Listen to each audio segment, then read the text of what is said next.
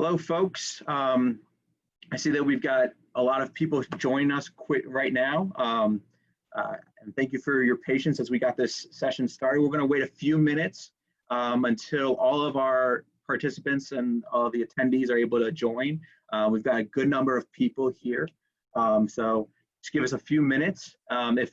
While you're waiting, if you don't mind just turning off your video, because this way there's no distractions and will allow the panelists from the schools to be seen by everybody as well. Also, I just want to mention, I'll mention this again, but we do have a chat. There is the chat feature, so if you have questions for any of the panelists throughout the session, please feel free to type them in. We'll answer some via the chat box during the session, but we'll mainly answer most of them at the end as well. Give folks just a few more minutes to come in.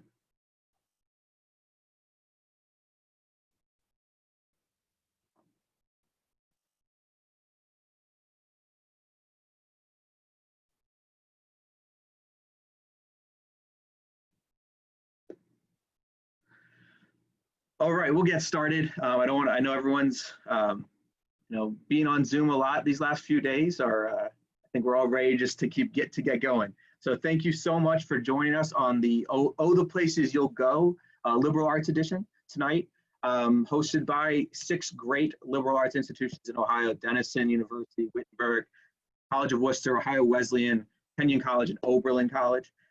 My name is Ryan Muchavalli-Allner. I work at Ohio Wesleyan in Delaware, Ohio.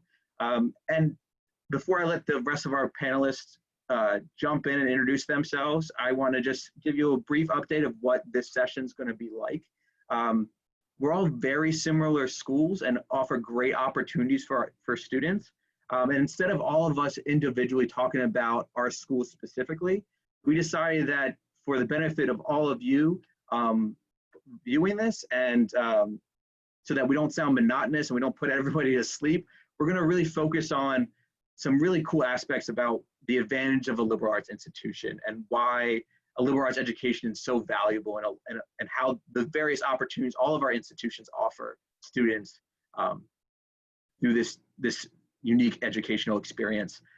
We're happy to answer questions that you have about our individual institutions as well. So please, if you have them, ask. And if you have general questions about liberal arts and the college experience, please ask them as well. You have 5 other great ambassadors of their institutions and professionals in admission and me, if you want to consider me good at this job as well. And one last thing, if you can, please turn off your video during the session, so this way that everyone can just see our panelists and aren't distracted by anybody else. And I appreciate you doing that. So I will turn it over to Sarah from Denison to introduce herself. Hello, everyone. I want to echo Ryan in thanking you for being here tonight. My name is Sarah Burns. I am a graduate of the class of 2012 of Denison, and I currently work there. Yeah, hi everyone. Thanks for joining us. My name is Isabella Williams. I'm one of our assistant directors of admissions at the College of Worcester.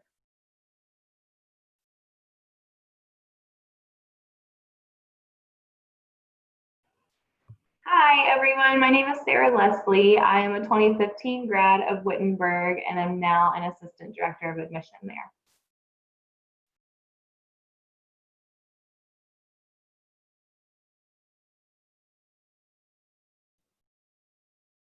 Sophie.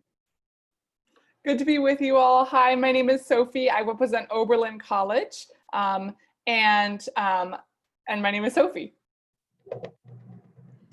Hi everyone, my name is JJ Jemison. I use he, him, his pronouns. Class of 2013 at Kenyon College. I was an American Studies major with a focus in public policy. I also played varsity soccer all 4 years. I'm starting my 4th year now as a senior assistant director of admission at my alma mater, Kenyon. Welcome.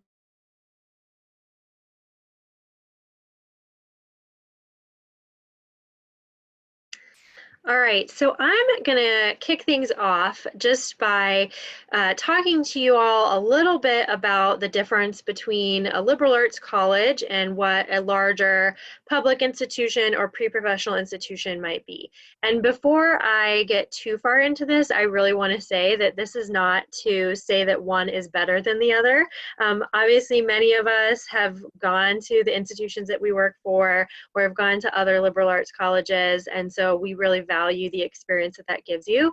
But one thing that I think any admission officer would say is that there's going to be a good fit for every student. So the liberal arts experience may not be the best fit for you, and that may not be what you're looking for. What this is really about is just to kind of highlight what we feel the benefits of a liberal arts experience are, and to kind of show you what those differences might be and help educate you a little bit about what those different experiences are going to look like. So kind of have a little bit of a Venn diagram here to show you the differences between liberal arts colleges and public institutions, and then what they both offer. So you'll see that liberal arts colleges sometimes are higher in initial cost, but are often more likely to give larger amounts of financial assistance. The class sizes are typically going to be smaller, and one thing that's important to note is that this does include lectures. So a lot of times you might go on a tour at a larger pre-professional institution and they'll say that their average class size is only 25, but they don't include the large biology lecture that everyone has to take where you have 300 people.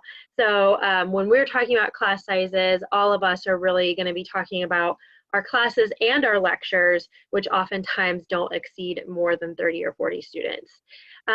Typically, liberal arts colleges are fully residential over the 4-year span. I think we were talking earlier, and all of the schools here tonight are fully residential. That means you have to stay in some kind of campus housing all 4 years. And one of the biggest principles of a liberal arts experience is that we really are focused on the community building as well as the degree that you're getting. So, you know, we're not just concerned about the academics, we're concerned about how you come out as a person, being well-rounded as an individual, as a community member, and a global citizen. On the other hand, the larger public pre-professional institutions that you're going to be looking at are going to have a lower sticker price initially, but typically they will offer you less in financial assistance. The class sizes are going to be much larger, and that does include the lectures. Definitely important to keep in mind. Most of the time, you can only live on campus for 1 to 2 years, or there's only a requirement to live on campus for 1 to 2 years. And they're typically focused just on the degree. So the social experience is going to be much, much different than what you get at a small, fully residential institution, but really they're focused on you having a very specific degree. And so that could be a pre-professional degree, like pre-med or, you know, business or something like that. Or it could be sociology, English, you know, some of those types of options. The one thing that is really important to know is that there are things that overlap about both liberal arts colleges and public institutions. Liberal arts colleges actually do have pre-professional programs. So many of us here actually have pre-med and pre-engineering, and they do have the same types of options that you would find at a larger public institution. Both types of schools are going to have really strong internships, really strong alumni networks, and there are going to be similar activity offerings at both types of schools.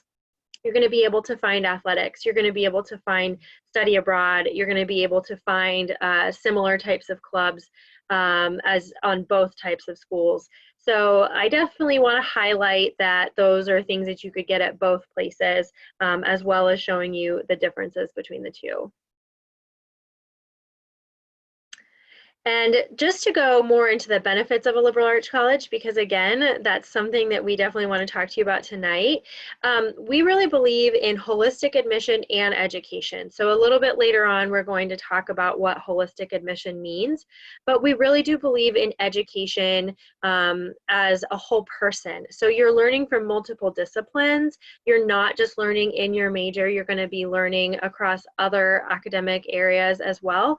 And this is really, really attractive attractive to employers, especially in a time where so many people are going to be required to have so many different types of skills when they enter the job force. We also really believe in community-based learning, and what that means is at a fully residential institution, you're going to be learning from people from all across the country, from different countries around the world.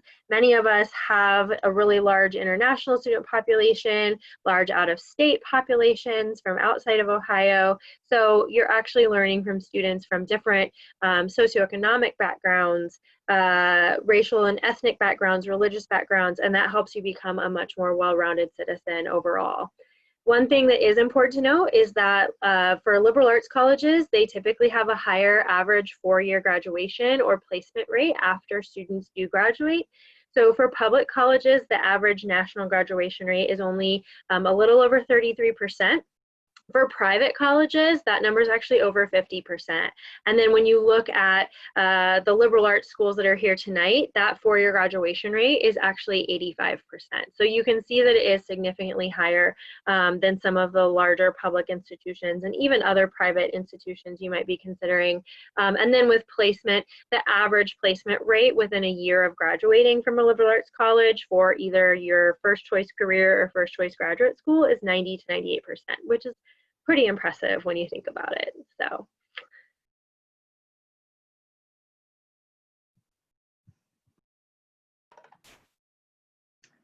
Yeah, so now we're going to kind of break down a few different elements of life at liberal arts colleges. So we'll each kind of talk about a different subject area and kind of shed a little bit of light on what that looks like in a liberal arts setting. I did want to, before I get started, throw out a little reminder that if you have questions for any of us about our individual institutions or just in general about the liberal arts, feel free to send those in the chat, and we're happy to keep an eye on that and monitor that throughout the session. So yeah, my name is Isabella. Like I said, I come from Worcester, and I'm going to talk to you a little bit about what research looks like at liberal arts institutions. So I know that many of you may have already had the chance to do research in your time in high school, or maybe you're leading into a senior year type of experience at your high school. But sometimes students do research in a class, they do it over the course of their senior year, and they realize that's something that they really like, they'd like to pursue in college. And so that becomes a key point of your college search. And there's kind of this misconception out there sometimes that if you're interested in doing research, that you need to go to a research university or a research institution. But what we want to make sure that you really know is that that's not the case. Of course, there are plenty of great research universities out there, but research does happen in a lot of different forms at liberal arts colleges and on liberal arts campuses. And so know that you don't need that larger research-based institution in order to do research at some point over your 4 years. And so lots of different liberal arts colleges offer and incorporate research into the 4-year experience, whether that is through things on campus, off campus, working with professors, finding you internship opportunities, which we'll hear a little bit more about later. But some colleges like Worcester have it ingrained right into their curriculum as a part of your 4-year experience. Another thing that's really good to know related to research is that liberal arts colleges very rarely, but occasionally do not have graduate programs. And so sometimes schools will have 1 or 2 graduate programs that are a little bit smaller, but a lot of liberal arts colleges are strictly for undergraduates. And so what that means for you in terms of research opportunities is that if there's research happening on campus, it's there for you. The resources are there for you. Those experiences are there for you. And so whenever professors are looking for someone to help them out with a research project, they're looking at you as an undergraduate student rather than going to graduate, thank you for the clap, rather than going to the graduate students or kind of skipping over you for those opportunities. And the other thing that's really great is that you really get to utilize your professors' networks at liberal arts colleges. Since classes are small, professors are getting to know you not only in class, but really as a person and in terms of your academic interests. And so you're able to use their network. So if you'd like to do research off of your liberal arts campus, you're able to use your professors' connections to find different research opportunities, either at other campuses or at other corporations. So it's really about accessibility. If there's opportunities within research at liberal arts colleges, they're there for you. And it's not just for the students who are sending those emails, making those connections and trying to grab them. They really are pretty accessible across the board in general within the liberal arts. So yeah, and no, also lots of liberal arts colleges have some type of research experience, like I said, built right into the curriculum. So that is a huge part of what you do at a liberal arts college. And we know that research happens across all curriculums. And so it's accessible in a lot of different forms as well. But with that, I'll send things over to Sarah from Wittenberg, and she'll tell you a little bit more about athletics at liberal arts colleges. Yeah, thanks. So hopefully with 106 of us here, someone plays a sport. Maybe you're like JJ and you play soccer. But I'm just going to talk a little bit about athletics at a liberal arts institution. So I think probably the biggest benefit of being an athlete at a liberal arts institution is that you have the ability to focus on athletics and academics equally. And so maybe sometimes when you're a D1 and maybe even D2, athletics typically will take up a majority of your time. Academics sometimes seem to take the back burner. So being a D3 athlete at a liberal arts institution allows for you to have success both on the field and in the classroom. And kind of going off of that, athletes at a liberal arts institution have the flexibility in their schedules to make their practices and their classes fit together. So the professors are super easy to work with and they're really flexible. I always tell students communication's key. So as long as you're communicating your practices and your games with your professors, they'll always be happy to switch deadlines for you or meet with you outside of class to kind of catch you up on things that you may have missed. And so that's kind of a nice benefit to have that flexibility between you and your professor. You'll also usually know the spectators at your games because a lot of times they will be your friends and your family and the faculty and the staff members that you've been working with, and just people that are within the community. And so the support from the close-knit community that comes with a liberal arts education is evident on and off the field.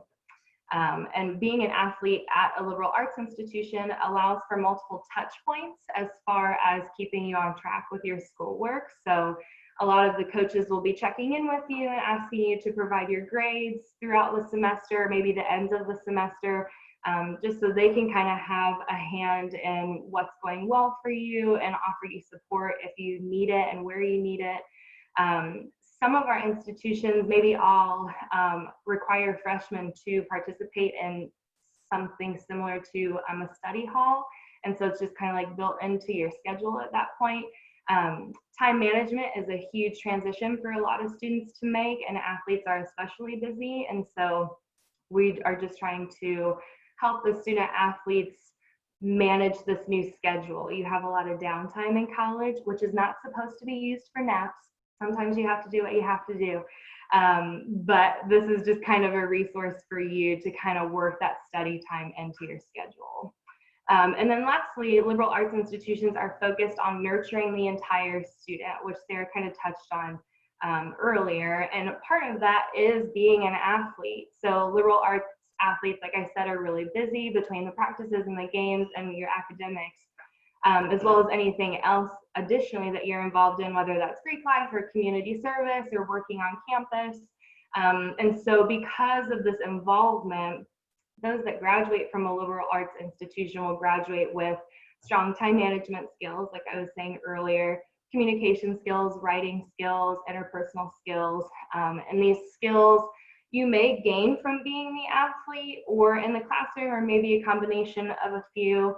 I know, and some others may be able to speak on this, but I've heard some of our alums saying that their employers have said, you know, I can tell that you've graduated from a liberal arts school because of how you speak or because of how you write, and they really value that. And so I think those are some of the most important benefits of being an athlete at a D3 school. But with that, I will pass it on back to Sarah to talk a little bit about study abroad. Sorry, I'm gonna unmute myself. So I'm actually really excited to talk about study abroad. My sister and I both were able to do a study abroad experience when we were at Denison in totally different areas. So it's something that I'm really passionate about. And I know that for most liberal arts colleges and for the 6 here tonight, especially study abroad is a huge part of what students look forward to and what they have the opportunity to take part in while they're in college. So traditionally, a semester-long experience or a year-long experience are offered at most schools. I know all of the schools here today have both of those options, and a lot of those are through affiliated programs where we actually partner with program providers around the world, and you're able to go to another country for either a semester or a full year to study at a university or have an experiential learning trip in another country. And it's really in depth. It's really engaging. I was a double major in sociology and Spanish in college, and so for me to go to Spain and be working my language skills as well as learning about the culture was so important, and it was really immersive. So that's what a lot of those look like. And like I said, I'm pretty sure all of the schools here tonight do have at least that. And then from there, it really varies. Many of us offer our own programs abroad where our professors will actually be teaching at an institution in another country. There might be professors from outside of the institution that are teaching at a location in another country that we own. So whatever that looks like, it is going to be a little bit more intimate of a setting, and it's going to be ran directly through your institution.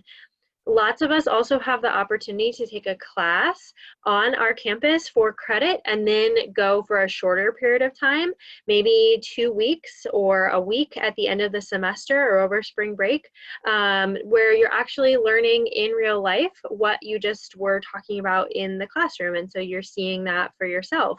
And that can be really beneficial. Maybe you don't want to take a full semester away. Maybe you're an athlete and you feel like it would not be beneficial for you to take that whole semester off. Or maybe you just want to have a lot of little experiences. You do have the opportunity to have smaller, shorter trips instead of one larger semester-long experience. I know a lot of the schools here also offer international service trips or internship or summer type programs where you do go to another country to complete an internship or work for the summer. It is really, really highly encouraged, like I said, for students at liberal arts universities to do some kind of study abroad. I know most of the schools here have off-campus study rates of up to about 75%. So you can see that lots of our students are going to take the opportunity to study abroad when possible. I know I looked at the programs for all of us, and there's anywhere from 100 to 200 programs available on average. So that's kind of a big range, but it does go to show you that even at a small institution, you're not going to be at a disadvantage or have a shortage of programs available to you. And so you really are going to be able to find whatever it is that works best for you, whether that's directly related to your major or whether that's something that you've just always dreamed of doing. I do want to point out that for many of us, even though we are going to be opening for classes in the fall on campus, a lot of the fall programs may have been discontinued due to the COVID crisis, but that's not going to be reflective of what is to come. So definitely talk to your admission advisor at your individual colleges that you're considering to kind of get the inside scoop about that. But we've definitely been talking about the process of becoming a global citizen and how important it is for liberal arts colleges to have their students really learn from people that are different than them and from people from all around the world. And so study abroad is definitely something that we really value and really encourage for our students. And we want to make it accessible, whether that is offering scholarships or grants to students to make sure that it's affordable, or just having really good mentorship and guidance throughout the whole process. So with that, I'm going to turn it over to Sophie to talk about internships and experiential learning. Hi, everybody. My name is Sophie and I represent Oberlin College. And I'm going to be talking about internships and experiential learning. So you've heard some examples of experiential learning so far, including study away, study abroad programs, and research. And internships is another part of that. All of our institutions have really fabulous academic offerings and curriculum, but we all expect that you have experiences beyond the classroom too.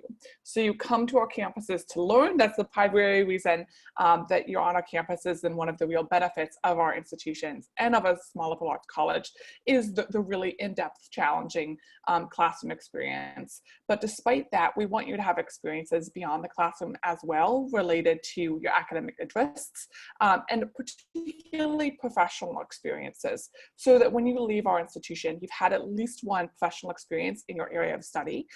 That means that you have a greater sense of what it means to do that work professionally, to do that subject out in the world professionally, and you've begun to build a professional network of people in those areas of study as well. So these internships exist. These internships usually exist off of our campus. There are students who have internships on our campus, but most of the internships that exist are off of our campus, and they don't need to be in Ohio. There are students, of course, who do wonderful internship opportunities in Ohio, but we all have networks and opportunities for you to engage professionally throughout the US and around the world. So internships are supported and encouraged by our institutions, and a lot of the support comes from your advisor and especially the career development offices on our campuses. You can begin to work with the career development offices in your first year on any of our campuses. They'll help you to think about your professional objectives and professional goals, and to help you to begin to craft yourself as a professional candidate, of writing your first resume and cover letters, preparing for interviews that you have, encouraging you to have informational interviews with our alumni or other recent graduates. And some of our schools even have opportunities to help loan you professional clothes. You may not have a suit or other professional clothing, and some of our offices even help you to have appropriate attire for internship interviews. So the career development office is really crucial in helping you to sort of think about, sort of advise you and help you to think about your professional goals and how to get where you want to go, and also to match you with opportunities. There is funding available in different capacities at all of our internships, at all of our institutions for internships that are unpaid or underpaid. The Career Development Office will also help match you with paid internship opportunities when available. The alumni offices at our institutions can also be really crucial in helping you to locate and be able to achieve different internship opportunities. And that's one of the many benefits of being in a small institution, is that we all have really robust and proud alumni offices. And one of the ways that alumni love to be connected to the institutions is to talk to current students about what they're interested in, and to tell them what it's like to actually do that job. So the alumni office and the Career Development Office will help you talk to alumni who are doing the things that you want to do someday, and to get a sense of how they got there and what advice they have for you. They'll also help you to build your network so that you know people in different areas, and also help you to build a community. So for an internship, it's very likely that you'll be going to a city or town you've never been to before, and the alumni office will help you get to know other people in that area, and you already have something in common because you attend the same institution. So it helps you build a broader network as well. So at all of our institutions, it's very common to have at least one internship during your time at our schools, usually off campus, usually in the summer, and they can happen around the world. So with that, I'm going to turn it over to Ryan from OWU, who will be discussing advising and majoring. Thanks, Sophie. Yeah, so when you're thinking about college, you're thinking about the experience that you're gonna have, but at the core of everything you're gonna do is the academics, right? So what makes the academic experience at a liberal arts college so great? Personally, I've had the opportunity, I didn't attend Ohio Wesleyan. I'm very fortunate to get to work at a great institution like OWU, but I did go to a liberal arts college. I've worked for other ones, and the consistency that I've seen with faculty is how much they care about the student and the student experience, and getting to know their students both in and outside the classroom. I think the fact that the moment you step on campus and select your classes, you're meeting with a faculty advisor. You don't have a graduate assistant. There's not a separate office for advising. The advisors that you have at any of the institutions here are faculty members. So they are engaged with the curriculum, and they are engaged, and they know what is needed to graduate and graduate on time, so that they can help advise and work with you through the not just your major requirements, but also your general education requirements. Like all liberal arts colleges, all the schools represented here, there are general education requirements in humanities, social sciences, fine arts, and the natural sciences that students have to take, and the faculty are there to help guide you through that process. And because the classes are really small, you get to have these really personal connections with faculty members as well. So they get to know you by name, and they get to support you, and in those small classes. So when you are having a hard time in a class, you can go up to the professor in their office hours, and there's no stigma around that either, because they want to work with students. What I've found at every institution that I've been at is that faculty, they're experts in what they're teaching. They're doing their own research. They're engaged in their field, but they choose to work at a liberal arts education because they want to work with students, and they want to help students find their passion in the classroom. And then by doing that, I feel like a lot of students find their major. A lot of students come to liberal or go to college with an idea of what they want to do, but a majority of students, I would say more students than not, are coming undecided of what they want to study.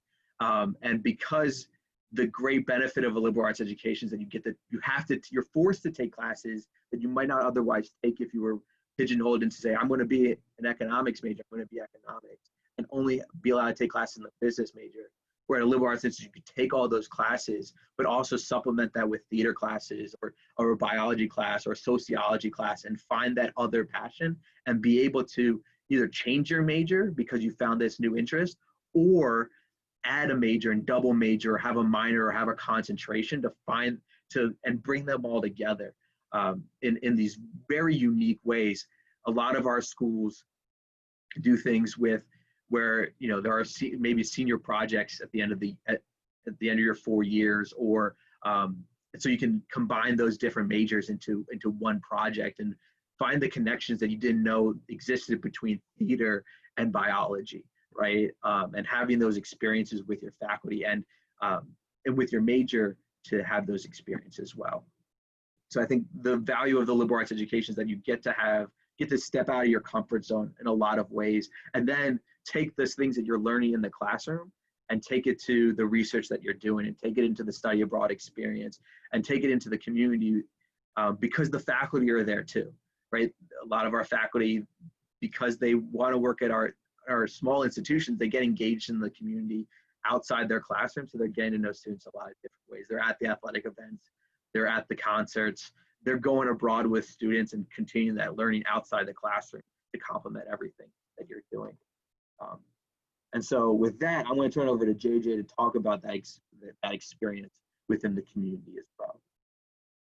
Thank you, Ryan. That's a perfect segue, actually. And so I'm super excited to be here. First of all, thank you for joining us. I was just about to post a quick link here in case anybody wanted to continue the conversation. All of our institutions are absolutely amazing. I've been on every single one of their campuses. And so if you want to learn more about Kenyon specifically, I'm putting a little shameless plug here. You can continue the conversation with a current student or an admission officer. So feel free to click on those links and check that out. One thing that Ryan was talking about in terms of advising actually really was additional segue into this residential life at a 100% residential college or university, like all of our liberal arts and science institutions are. Also, the community and the involvement aspect, every single topic that has already been discussed, it's all encompassing when it comes to a liberal arts and science institution like this, and I know at Kenyon, I say this all the time during our info sessions, but in all of I'm sure I can say the same thing for all of our peer institutions here joining us, is that it's a very intentional decision, right? Ryan was speaking about how intentional the faculty are in choosing to work at these small liberal arts and science institutions, because They want to build lifelong relationships with their students. They want to be accessible, even outside of the classroom and outside of the normal office hours that they offer. And I can speak to that personal aspect of what a small college does for you personally. I invited 3 professors to my wedding. That shows you how close we were even after I graduated. And then Sarah actually at the very beginning mentioned something, kind of the difference between a large, public institution and small liberal arts. She said that we're all 100% residential colleges. So all 4 years you will be living on campus, right? And some of us are in cities, some are in rural locations, like Kenyon is in a very rural location. And that goes back to that intentionality that I spoke to earlier. So during this college search process that you all are in right now, it's important that you all do a lot of introspection, figure out the type of institution, right, that is a good fit for you as an individual, because you will be choosing to join one of these communities, and that's a huge piece of your education at a liberal arts and science institution. We feel like teaching you to be, as Sarah said, a global citizen, teaching you to be a well-rounded individual, to be able to pursue your passions to the furthest extent possible, in more of a collaborative nature as opposed to a competitive nature. I think those are highlights of all of our institutions, and it's absolutely critical that you know what you want out of your college experience. And so definitely do that introspection.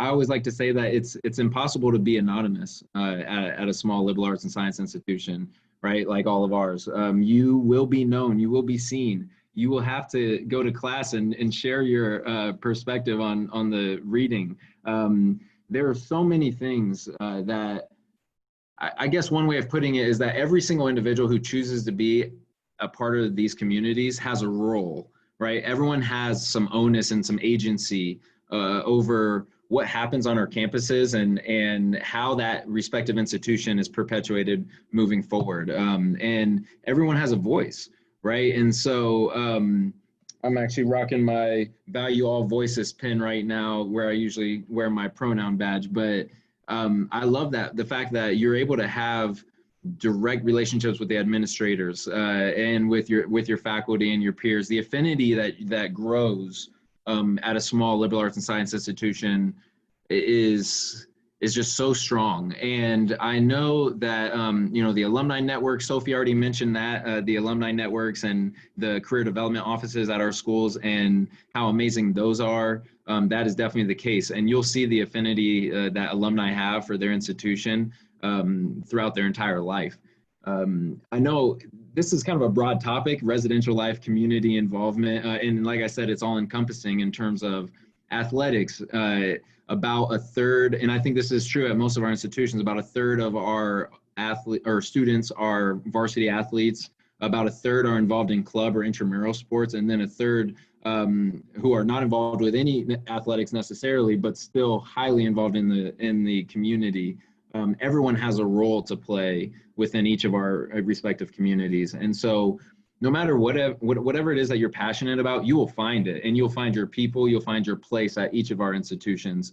Although we may be small compared to some of these larger public or state schools, I think you have even a better chance to pursue your passions to the furthest extent possible. And typically the students who are being intentional and choosing a liberal arts and science education usually are multifaceted, right? Ryan talked about how a lot of students come in undecided. I know I was undecided. I had no idea what I wanted to major in, and that's not a problem, all right? The curriculum that is offered at these liberal arts and science institutions is made for that specific reason. So because we don't want you to be able to just come in and only take classes in one field of study and that be it. We want you to take classes in a wide range of and be well-rounded no matter what major you ultimately choose, minor or concentration or interdisciplinary major, whatever the case may be, synoptic major.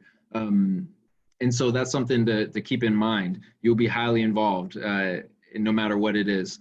There are a couple other key points. I know I'm rambling at times. I can do that. I love talking, and so I'll go for days. But sometimes I have to correct my path here. I wanted to speak about Greek life, because that is something that, although it's not huge in terms of the end all be all for social activity, on campus. All of our institutions, we bring the world to us, right? Although we're very diverse, we'll bring speakers, we'll bring performers, artists. I love that everything is free for the most part. You might have the occasional black box theater, you know, with like a $2 entry fee or something like that. But once you're on campus, everything is free. You can, and you have too much to do, actually. You will need to kind of like compartmentalize and manage your time.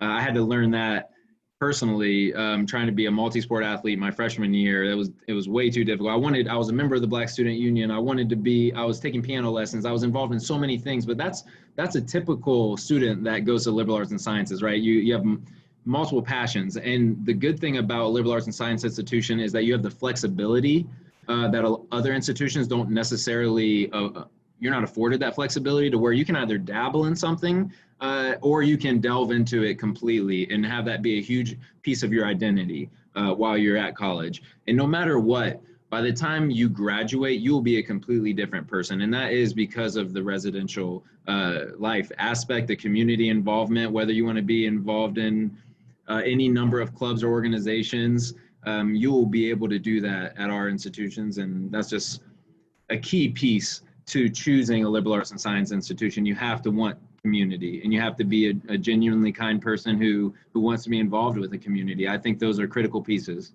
when we look at the holistic review of our admission or application process. I think all of us look at that very closely, and we want to see what you'll contribute. And we also want to know that we're going to be able to contribute to who you are as an individual and your growth, not just academically, but personally. And so with that, I want to hand it back over to Sarah so that she can kind of talk about the holistic admission process that I just mentioned. Fantastic. Thanks, JJ. So I know we had a question about the standardized tests, the SAT and ACT earlier in the chat. So we're definitely going to touch on that. But the holistic review process, like I said, we believe in holistic education and holistic admission at all of our institutions. And so for us, that's really, really important. And JJ touched on this. We really want a well-rounded student who's going to come and contribute to our individual communities in the best way that would fit us, because even though we've been talking about how so similar we all are, we all still have our own unique differences and what different students might be a better fit at each of our schools. So just in general, to kind of lay out what holistic review means and what that looks like, typically it's going to be about half of your academics and half of your personal qualifications. So with academics, that's going to oftentimes involve a review of your transcript, and that may be as simple as looking at your grades, or it could be as complicated as actually going class by class on your transcript and, you know, recalculating your GPA, assigning a rigor to the curriculum that you took, and then kind of taking that deeper dive into your academics. And so you will have an admission counselor at each school that you're applying to who is responsible for your application as a student, and they're going to be your main point of contact. And so that person will most likely be the person who's reading your application, or at least one of them, and they're going to know your high school, how challenging it is. They're going to be able to say, yes, this student really took some really challenging classes, and they maxed out what was available to them, or they were able to challenge themselves more than a typical student at their high school would. So that's kind of what the academic review process looks like. Most of our schools, I'm pretty sure all of our schools, and someone please correct me if I'm wrong, but I'm pretty sure all of our schools are test optional at this point, which is huge for any students, especially this year, who didn't get the chance to take the SAT or ACT, or who won't get the chance to do that. Maybe you're choosing not to, given the COVID crisis. I think there's a question about if we're only test optional for this year. And again, I think all of us are test optional permanently. So please, someone correct me if I'm wrong, but JJ, thank you very much. So I think the rest of us, unless someone jumps in, are test optional permanently. So that is really, really helpful for anyone who, again, is not going to be taking those those tests this year. And definitely, I do want to note over on the right-hand side, you'll see that that may change scholarship requirements at some schools, and there may be some caveats at each individual school about if you're able to apply test optional. So definitely contact each individual school about how that affects the scholarship requirements, because I know for some of us, there's no requirement to send in a standardized test to get a scholarship, and then for some of us there is. For some of us, if you do have an honors program, which not all of us do, you may need to send in test scores in order to be admitted to the honors program. So that's just an important note. We're all test optional, at least for this year with Kenyon, but it's going to look a little bit different at each school. On the other half of the holistic review process is the personal qualification aspect of it. And so that's going to have your activities that you list in the Common App or the individual school application, whatever you're filling out. And a lot of us are really going to look at the leadership opportunities that you took and the depth that you went into each activity. I think I'm going to speak broadly for my peers here. We're not looking for 26 pages of activities. We're looking for activities that you're really passionate about, that you really dived into, you know, maybe a handful of different activities, or maybe showing that you are passionate about, you know, a particular area, but then seeing if you did take that further and jump into any leadership roles if those were offered to you. Your essay or essays, depending on what's required, the letters of recommendation, if there's more than one that's required or only one that's required. And then some of us do consider demonstrated interest. So I did want to mention briefly about this because I do feel like it's important for students to, students and families to understand what demonstrated interest is. It's not necessarily like the deciding factor. It's kind of like test optional admissions, where if it's something that you do, those are things that, you know, we are going to take into account. If you did an interview, if you came to campus for a visit, if you've been communicating with the admission officer or the admission office by email or phone, if you showed up to the high school visit when we came to visit your school, possibly this year, possibly not, with COVID, or a college fair. And then if you come to our campus for a program registration or an overnight visit as well. So this year that might look a little bit different with the COVID crisis, but do know that, like Ryan pointed out, coming to this event is a way to show demonstrated interest.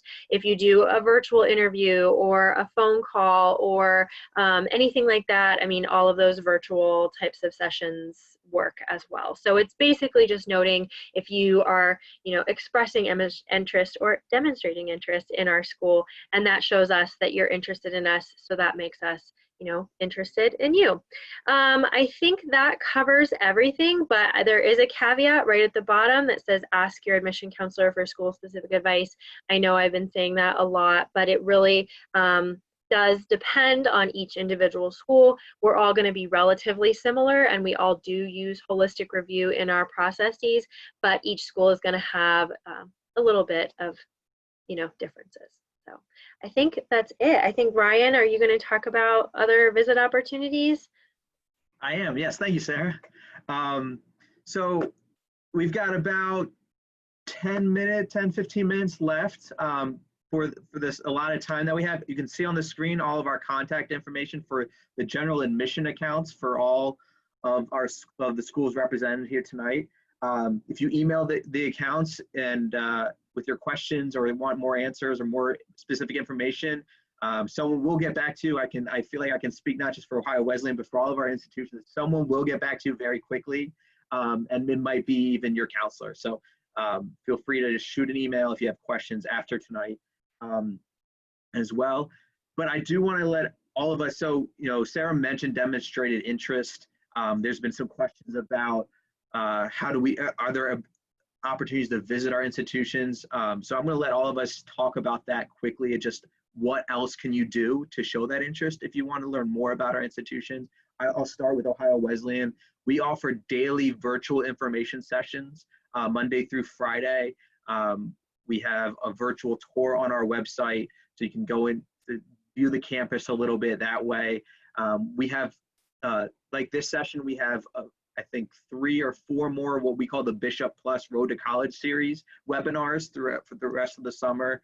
one more in late July, and then a couple in August, and then they will most likely, and I'm sure will be more in the fall as well, about different topics. The ones this summer are very general, like this one, just talking about the college process. But also and on our website, we have ones from the spring that we recorded about specific academic programs and other opportunities at Ohio Wesleyan as well.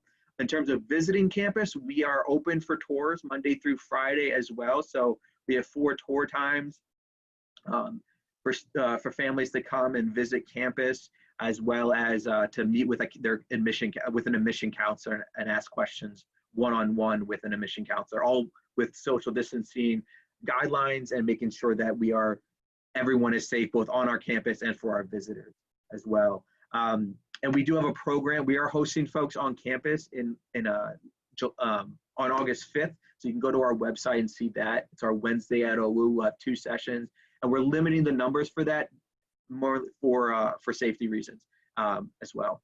So Isabel, I'm going to turn it over to you, for Worcester. Yeah, absolutely. Thanks. So similar to what Ryan was saying, in the case of Worcester, we are currently open for in-person tours. And so if you are in the area or you'd like to come to the area to explore campus, we're offering socially distanced tours and interviews. So there are in-person opportunities at Worcester right now. But then also coming back to this idea of demonstrated interest, I think in all of our cases, attending virtual events like this one or the other ones that each of our institutions are offering will also count towards that idea of demonstrated interest. So for Worcester, we are offering daily information sessions as well. We have daily guided virtual tours led by current students. We have at least 1 student panel every week. We're doing some special panels about things like the student athlete experience.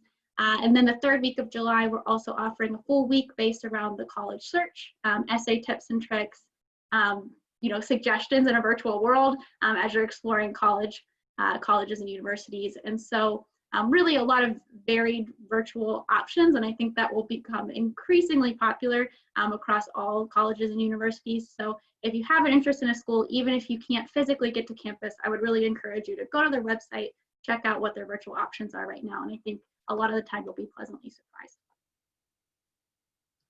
I'll pass things off to Sarah Burns from Denison. All right, I'm going to keep it brief because I think we have just about the same stuff as OWU and Worcester. We've got virtual interviews, virtual information sessions, and webinars planned all through the rest of the summer and into the fall. And we're currently open for on-campus tours and interviews on a limited basis. You do have to sign up in advance, but I did put our visit website so you can just pop on there and check it out, and maybe we'll get to see you on campus sometime soon. And then I'll send it over to JJ. Awesome, thank you, Sarah. And so, unlike most of our peer institutions here, unfortunately, we are not offering any on-campus programming. And so I'm adding a link here. You can definitely check out our website. And we actually have a faculty panel tomorrow night at 7 p.m. So the link is right there towards the bottom of the page. You can register for that to learn more about Kenyon. There are all the options here virtually on that page. And hopefully we will be able to open our campus back up because there's definitely nothing that replaces, visiting in person our beautiful 1,000-acre campus in Gambier, Ohio. And that's the thing in terms of visiting. Hopefully by the spring and before you make any final decisions, you're able to visit at all of your top institutions, at least a few on the top, towards the top of your list. I think there are a ton of great institutions out there. It's all about finding the right fit. Over 4,000, I believe, just alone in the US, different types of colleges and universities. Each one has its own niche and different things that they offer, but you want to find an institution that has all the resources you need to pursue your passions to the furthest extent possible. But I also think it's actually more important that you find an institution where you can imagine yourself being genuinely happy for the next 4 years, because I think happiness is one of the most important things in life. But yeah, that's all I have. And Sophie, I believe you're next. Mm-hmm. So Oberlin is also, like other folks, open for a combination of in-person and virtual visit opportunities. We're open for daily visits that are private, one student and one family and one tour guide. We offer those 5 days a week. We also have opportunities for daily virtual info sessions, daily virtual interviews, and we have weekly student panels. Some weeks it's general, some weeks it's themed. Those are all listed on the visit website that I shared in the chat. Finally, Sarah from Wittenberg. Yeah, so similar to what everyone else was saying, we are open for on-campus visits. The admission counselors are giving the tours. So come to Witt and visit and you can get a tour from me. We're just doing one family slot open every half an hour. We have a virtual tour as well that you can do. You can sign up to have a video chat with us one-on-one if you don't feel comfortable coming to campus yet. We're doing something called Tiger Talks most Wednesdays throughout summer, and they're usually themed. We have one tonight that's happening for athletics. And I sent the visit link here for you guys for Wittenberg so you can kind of mosey around and see what we have.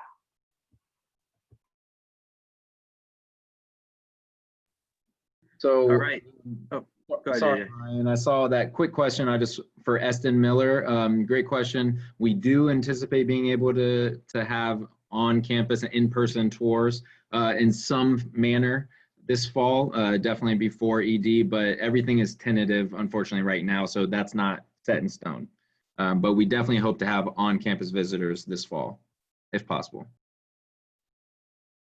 So Isabella just had to jump off. She's got another virtual session that she had to get to very quickly. So we've lost her. And so in the last couple minutes, there's a question about, we've all talked about how we're all very similar and the greatness of the liberal arts, but there's a question about what makes us all different.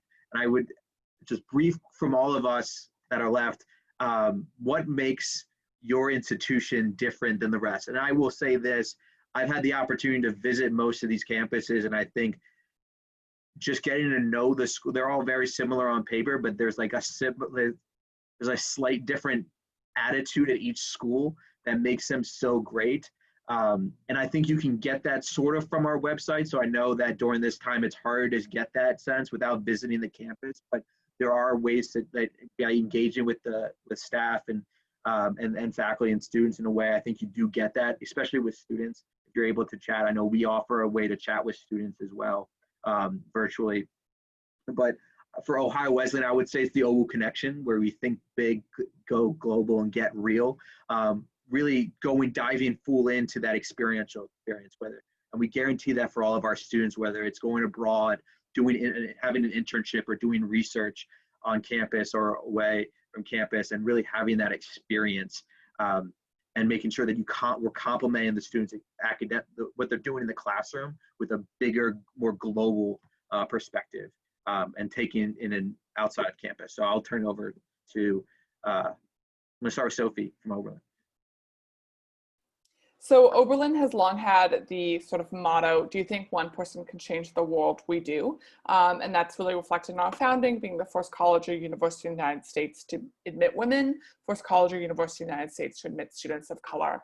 And so students at Oberlin really think of their education not just as a means for their own sort of intellectual growth and personal curiosity, but really as sort of a tool to then innovate and create and create change in the spaces they inhabit going forward. So our students think deeply, are really critical of the world around them, and use their education to do good in the spaces they inhabit.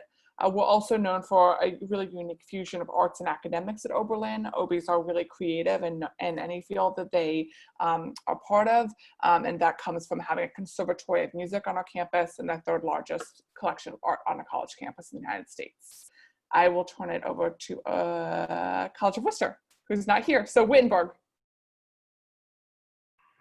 Thanks, Sophie. So I think the three things that make WIT unique is our community service requirement. We're one of the only institutions to still implement this. And so all of our students have to do 30 hours of community service in order to graduate.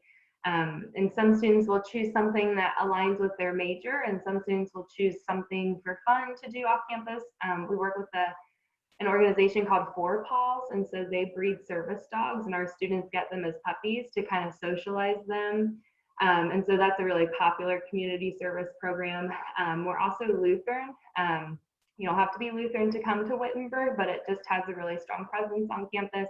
And we have a couple different other religious clubs that you can be a part of, and then our graduation guarantee. So at WIT, we just say, as long as you are a full-time student that is passing your classes, we guarantee that you'll graduate in 4 years. If you have to stay for a fifth, we'll pay for it. So our goal is to get you out in 4. But I think I'll pass it over to JJ. Thank you, Sarah. Yeah, so that's a great question, and it's something that we get a lot, right? Especially being, you know, somewhat similar institutions, especially within Ohio.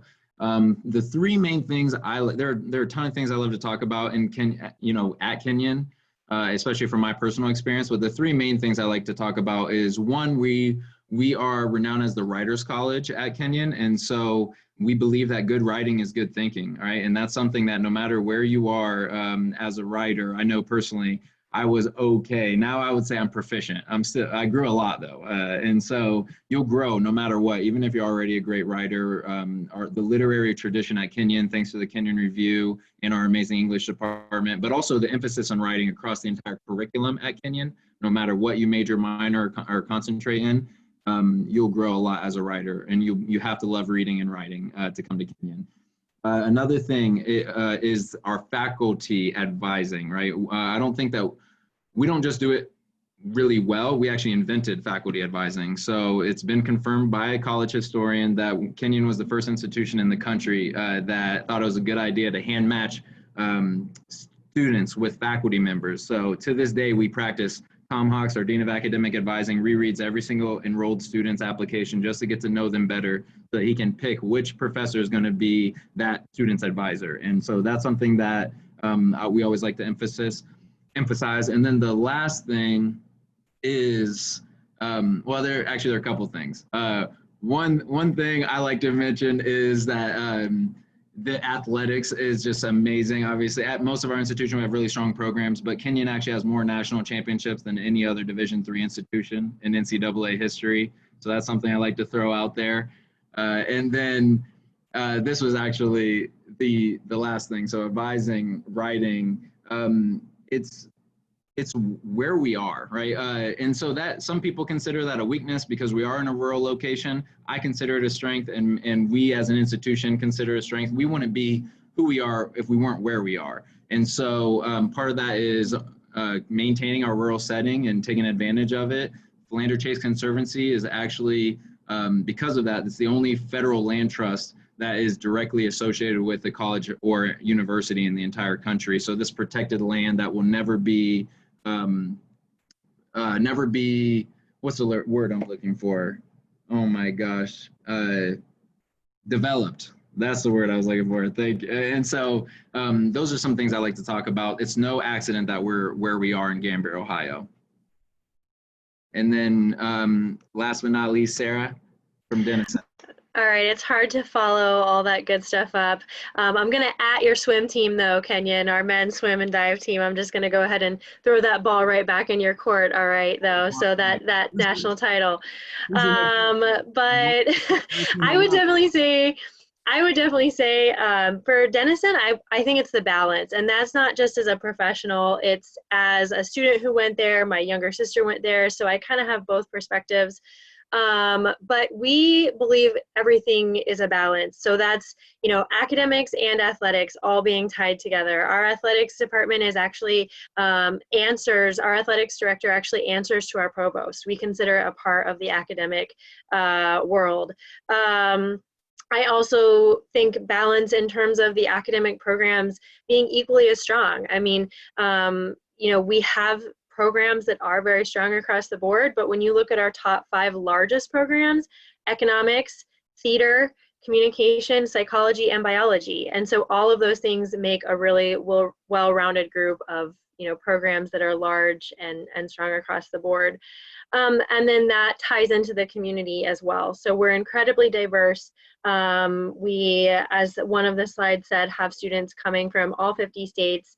56 countries, and over 80% of our students at this point are outside the state of Ohio resident. So we definitely believe in a balance of socioeconomic backgrounds, racial, ethnic, religious backgrounds, and kind of giving students the opportunity to balance all of that out while still having really competitive athletics and academics all at the same time.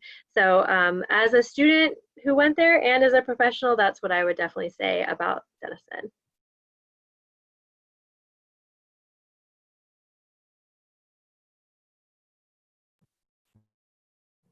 I think you're muted. Yeah, thank you all so much. I'd like to thank everybody, all the panelists tonight. Thank you everyone for joining us. I think, I hope this was informative and helpful. Please engage with us. Every one of us, not only here, but in our offices, want to get to know you. We really do care. We're not just saying that. We do this because we love it. And I think we want to help students find that right fit. And hopefully this has given you some excitement and some joy in this college process. It can be intimidating, especially in this climate. But I guarantee you, if you were invited to this, that means you're ready and you're eligible to be at any of our schools. You're qualified to be at our schools. So please contact us. Please contact our offices. Engage with us. Come visit if and when you can. And we hope to be part of this experience with you. Thank you so much and have a good evening.